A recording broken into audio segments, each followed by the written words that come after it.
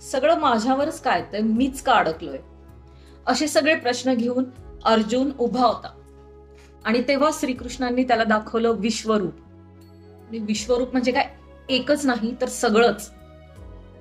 जन्म, काळ, नाश, निर्मिती, भीती, सौंदर्य, सर्व सर्व सर्व सर्व विश्व एका रूपात.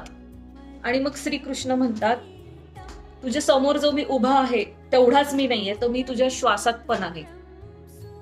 आणि मग अर्जुन घाबरतो, कारण की जेव्हा सत्य दिसतं ना तेव्हा अहंकार पण टिकत नाही. मग त्याला समजतं की हे युद्ध माझं नाही आणि माझ्या आयुष्यावरही माझं नियंत्रण नाही, तर मी फक्त निमित्त आहे. आपण पण हे समजतो ना, हे सगळं दुःख, यश, अपयश, आपल्याला वाटतं हे सगळं आपलंच आहे.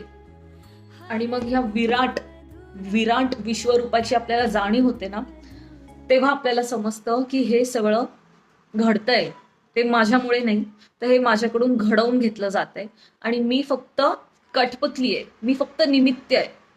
आणि अध्याय 11 आपल्याला हे शिकवतो, भीती सोडा, नियंत्रण सोडा आणि फक्त श्रीकृष्णावर विश्वास ठेवा.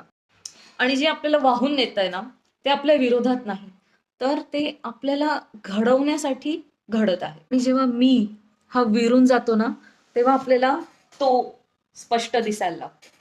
आणि हेच आहे विश्वरूप दर्शन योग. बस आज एवढंच. पुढच्या भागात आपण बघणार आहोत भक्तियोग.